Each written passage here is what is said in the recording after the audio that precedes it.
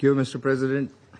We thank you for convening this urgent meeting at the request of Algeria, Pakistan, and Somalia, and supported by other Council members. We also thank Under Secretary General De Carlo for her briefing. We welcome the presence of His Excellency Sheikh Mohammed bin Abdurrahman Al Thani, the Prime Minister and Minister of Foreign Affairs of the State of Qatar.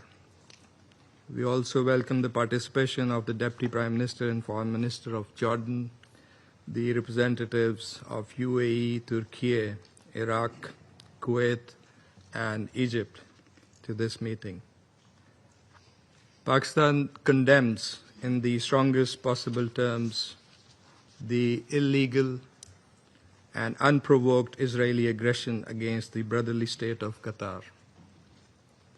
This reckless and provocative attack constitutes a flagrant violation of the sovereignty and territorial integrity of Qatar, contrary to the fundamental principles of international law, including the UN Charter, in particular its Article 2.4, prohibiting the threat or use of force.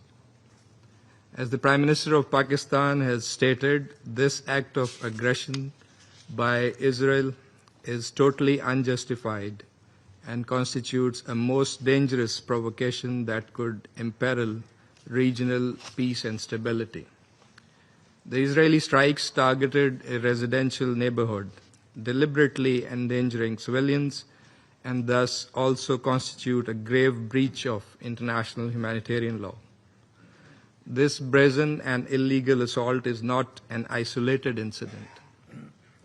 Rather, it is part of a broader and consistent pattern of aggression and violation of international law by Israel that undermines regional peace and stability. Pakistan expresses its complete solidarity with the government and people of Qatar and fully supports their inalienable right to take all necessary measures in accordance with the UN Charter to defend their sovereignty, territorial integrity, and the safety of all persons within their territory. In a gesture of solidarity and regional unity, the Prime Minister of Pakistan, His Excellency Mohammad Shehbaz Sharif, accompanied by a high-level delegation, including the Deputy Prime Minister and Foreign Minister of Pakistan, is visiting Qatar today. The visit underscores Pakistan's unwavering support for the security and sovereignty of Qatar and its commitment to peace and stability in the Middle East. Mr. President, this irresponsible action by Israel is yet another manifestation of its systematic disregard for international law and its brazen policy of destabilizing the region. It adds to its long and dubious record of aggression, brutal military actions in Gaza, repeated cross-border strikes in Syria, Lebanon, Iran, and Yemen, all of which amount to violations of the UN Charter and international humanitarian law. Such acts of aggression, as defined by UN General Assembly Resolution 3314, also set a dangerous precedent, erode the primacy of rule of law, and breed a culture of impunity that threatens the security of all states. In view of the gravity of the situation, an extraordinary Arab-Islamic summit will take place in Doha on 15 September, with a view to ensuring a united response to Israel's aggression and to reaffirm the primacy of international law and the UN Charter. Pakistan will participate in this important meeting at the high level.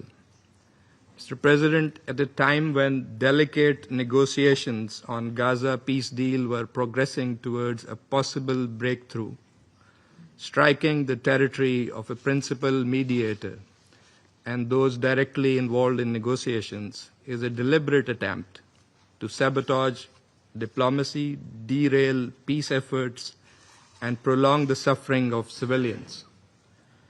It is evident that Israel, the occupying power, is bent on doing everything to undermine and blow up every possibility of peace. It also raises serious questions whether the return of hostages was indeed a priority. Clearly, Israel's destructive policies are incompatible with the international community's quest for peace and stability. Sadly, it has been emboldened by the weak response and inaction by this Council.